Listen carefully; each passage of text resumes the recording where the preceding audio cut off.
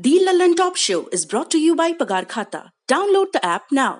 मालिक, क्या इस बार भी लेट होगा पगार? पप्पू का, राजू का, छोटू का, सबके पगार का हिसाब करेगा तेरा मालिक मिनटों में। वो कैसे? पगार खाता के आकर्षक फीचर्स के साथ, क्योंकि स्टाफ खुश रहेगा तभी तो बिजनेस आगे बढ़ेगा। आज ही पगार खाता डाउनलोड करें।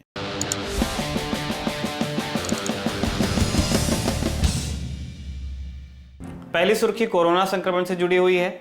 दूसरे चरण के वैक्सीनेशन के बीच एक बार फिर से कोरोना संक्रमितों की संख्या तेजी से बढ़ती दिखाई दे रही है। महाराष्ट्र, केरल, पंजाब, मध्य प्रदेश, दिल्ली, गुजरात, कर्नाटक और हरियाणा, इन सारे राज्यों में मामले लगातार बढ़ रहे हैं। आज सुबह जारी किए गए आंकड़ों के मुताबिक पिछले 24 घंटों में कोरोना संक्रमण के 18,599 नए मामले सामने आए हैं, जिनके साथ कुल पॉजिटिव मामलों की संख्या 1,12,29,398 हो गई है आधिकारिक रूप से। कुल सक्रिय मामलों की संख्या फिलहाल 1,88,747 है, जबकि देश भर में कुल 2,09,89,010 लोगों को वैक्सीन लगाई जा चुकी है। पिछले 24 घंटों में कोरोना की वजह से 97 लोगों की मौत भी हुई। अब तक कुल 1,57,853 लोग मौत के भेंट चढ़ चुके हैं कोरोना की वजह से। दूसरी सुर्खी बाटला हाउस एनकाउंटर से जुड़ी है। दिल्ली की साकेत कोर्ट ने बाटला हाउस एनकाउंटर से जुड़े एक मामले में अपना फैसला सुनाया है। कोर्ट ने इंडियन मुजाहिदीन से जुड़े आतंकी आरिस खान को दोषी करार दिया है। 15 मार्च को आरिस खान को सजा सुनाई जाएगी। बाटला हाउस एनकाउंटर 19 सितंबर 2008 की सुबह हुआ था। तब स्पेशल सेल को इंडियन मुजाहिदीन के कुछ संदिग्ध आतंकियों के बाटला हाउस इलाके के एक मकान में छिपने की सूचना मिली थी। मकान नंबर L18 में हुए एनकाउंटर में 2 संदिग्ध आतंकी मारे गए थे, जबकि इंस्पेक्टर मोहन चंद्र शर्मा शहीद हो गए थे। 2008 में दिल्ली, जयपुर और अहमदाबाद में हुए धमाकों में आरिस का नाम मुख्य साजिशकर्ताओं के रूप में शामिल था। धमाकों के बाद आरिस पर 15 लाख रुपए का इनाम घोषित हुआ था। आजमगढ़ के रहने वाले आरिस खान को स्पेशल सेल ने फरवरी 2018 में नेपाल से गिरफ्तार किया था।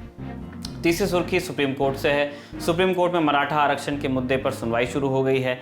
5 जजों की बेंच 18 मार्च तक इस मामले की सुनवाई करेगी। सुनवाई के दौरान कोर्ट ने कहा कि आरक्षण के मुद्दे पर सभी राज्यों को सुना जाना जरूरी है। सुप्रीम कोर्ट ने सभी राज्यों को नोटिस जारी करके पूछा है कि क्या आरक्षण की सीमा को 50% से आगे बढ़ाया जा सकता है। 2018 में महाराष्ट्र सरकार ने मराठा समुदाय को 16% आरक्षण देने का फैसला किया था। सरकार के फैसले पर बॉम्बे हाई कोर्ट में याचिका दायर की गई थी। हाई कोर्ट ने जून 2019 में आरक्षण के दायरे को 16% से घटाकर शिक्षा में 12% और नौकरी में 13% कर दिया था। साथ ही हाई कोर्ट ने यह भी कहा था कि अपवाद के तौर पर राज्य में सुप्रीम कोर्ट द्वारा निर्धारित 50% की आरक्षण सीमा पार भी की जा सकती है। बॉम्बे हाईकोर्ट के फैसले को सुप्रीम कोर्ट में चुनौती दी गई है। सुप्रीम कोर्ट के 3 जजों की बेंच ने बॉम्बे हाईकोर्ट के फैसले पर रोक लगाते हुए सुनवाई के लिए बड़ी बेंच बनाए जाने की बात कही थी। अब मराठा आरक्षण के मामले की सुनवाई 5 जजों की बेंच कर रही है। सुप्रीम कोर्ट में अगली सुनवाई होगी 15 मार्च की तारीख को। अलग अलग राज्यों की सरकारें अपनी आबादी के हिसाब से SC, ST और OBC के बीच आरक्षण का वर्गीकरण करती हैं। मौजूदा समय में कई राज्यों में 50% से ज़्यादा आरक्षण दिया जा रहा है, जैसे तमिलनाडु में 68% और झारखंड में 60%। साल 1991 में इंदिरा साहनी केस की सुनवाई करते हुए 9 जजों की बेंच ने कहा था कि आरक्षित स्थानों की संख्या कुल उपलब्ध स्थानों के 50% से अधिक नहीं होनी चाहिए। यानी 50% पे आप कोटा रख सकते हैं, 50% पे आपका एक फेयर कंपटीशन, जो ओपन कंपटीशन होता है, वो रह सकता है। चौथी सुर्खी संसद सत्र से जुड़ी हुई है। संसद में आज बजट सत्र के दूसरे चरण की शुरुआत हुई। आज अंतर्राष्ट्रीय महिला दिवस के मौके पर राज्यसभा में सदन में महिला सदस्यों को बोलने के लिए विशेष अवसर दिया गया। महिला दिवस पर चर्चा के दौरान शिवसेना सांसद प्रियंका चतुर्वेदी ने संसद और विधानसभाओं में महिलाओं के लिए 50% प्रतिनिधित्व की मांग की। उन्होंने कहा कि जब हम आबादी का 50% हैं तो हमारा प्रतिनिधित्व भी इतना ही होना चाहिए। हमने 24 साल पहले ये शुरुआत की थी पार्लियामेंट से कि हम 33% रिजर्वेशन लाएंगे महिलाओं के लिए। मैं मानती हूँ 24 साल के बाद हमें ये जो आंकड़ा है 50% कर देना चाहिए। जब हम 50% आबादी हैं तो 50% हमारा रिप्रेजेंटेशन क्यों ना हो, पार्लियामेंट में हो या असेंबली में क्यों ना हो। राज्यसभा में नेता प्रतिपक्ष मल्लिकार्जुन खड़गे ने पेट्रोल डीजल की बढ़ती कीमतों पर चर्चा के लिए शून्यकाल स्थगित करने की मांग की, जिस पर हंगामा शुरू हो गया और कार्रवाई 11 बजे तक के लिए स्थगित की गई। दोबारा कार्रवाई शुरू हुई तो विपक्षी सदस्य एक बार फिर से पेट्रोल डीजल के मुद्दे पर चर्चा की मांग करने लगे, लेकिन उनके प्रस्ताव को स्वीकार नहीं किया गया और कार्रवाई पहले 1 बजे तक और फिर अगले दिन तक के लिए स्थगित की गई। पेट्रोल डीजल की कीमतों पर लोकसभा में भी जमकर हंगामा हुआ। विपक्ष ने लोकसभा में पेट्रोल डीजल और रसोई गैस की बढ़ती कीमतों पर चर्चा कराने की मांग की, जिसे अस्वीकार कर दिया गया। शिरोमणि अकाली दल की सांसद हरसिमरत कौर ने कहा कि आज महिला दिवस है, महिलाओं के लिए गैस की बढ़ती कीमत सबसे अहम मुद्दा है। ऐसे में महिला दिवस पर चर्चा के साथ साथ इस मुद्दे पर भी चर्चा की अनुमति दी जाए। इसी के साथ उन्होंने पंजाब में पेट्रोल डीजल पर ज्यादा वैट वसूले जाने को लेकर कांग्रेस को भी आड़े हाथों लिया। विपक्षी सदस्यों के हंगामे के बीच लोकसभा की कार्रवाई को शाम 7 बजे तक के लिए स्थगित किया गया।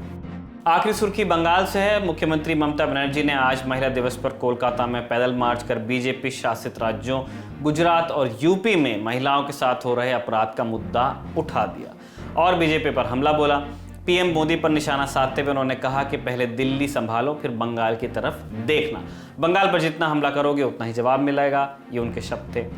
बीजेपी और टीएमसी दोनों ही पार्टियां महिला वोटर्स को अपने पाले में करने की कोशिश कर रही हैं। आपको कुछ फिगर्स भी दे देते हैं। चुनाव आयोग के आंकड़ों के मुताबिक पश्चिम बंगाल में 7 करोड़ 32 लाख वोटर हैं। इनमें पुरुष वोटर्स हैं 3 करोड़ 73 लाख और महिला वोटर हैं 3 करोड़ 59 लाख। मुख्यमंत्री ममता बनर्जी ने इस बार 291 में से 50 सीटों पर महिला उम्मीदवार उतारे हैं। ममता ने कन्याश्री, रूपाश्री और मातृत्व शिशु देखभाल जैसी योजनाओं से भी महिलाओं को लुभाने की पूरी कोशिश की है। इसके अलावा टीएमसी का कैंपेन भी इस बार बंगाल की बेटी ही चाहिए इस नारे पर आधारित है। जवाब में बीजेपी ने अपने महिला मोर्चे को भी सड़क पर उतार दिया है। बीजेपी इससे पहले कई मौकों पर सरकार में महिलाओं के साथ हो रहे अपराध का मुद्दा उठा चुकी है, यानी बंगाल सरकार ममता बनर्जी की सरकार के तले। हाल ही में एक 85 साल की बुजुर्ग महिला पर हमले का आरोप लगाकर बीजेपी ने टीएमसी पर सवाल उठाए थे, जिसका जवाब देने में ममता बनर्जी ने कोई कसर नहीं छोड़ी थी। अंतर्राष्ट्रीय महिला दिवस पर ममता बनर्जी ने यूपी के अपराध को उछालकर बीजेपी को घेरा। दूसरी तरफ टीएमसी के नेताओं का पार्टी छोड़ बीजेपी में शामिल होना अभी भी जारी है। आज टीएमसी के 5 विधायकों ने पार्टी छोड़ बीजेपी ज्वाइन कर ली। इन सभी ने बीजेपी प्रदेश अध्यक्ष दिलीप घोष, शुवेंदु अधिकारी और मुकुल रॉय जैसे नेताओं की मौजूदगी में बीजेपी ज्वाइन की। इन 5 विधायकों को इस बार टीएमसी ने टिकट नहीं दिया है। इनमें सिंगूर सीट से विधायक रविंद्रनाथ भट्टाचार्य भी शामिल हैं। रविंद्रनाथ सिंगूर आंदोलन के प्रमुख चेहरों में से एक थे। उन्हें भी टीएमसी ने टिकट नहीं दिया था।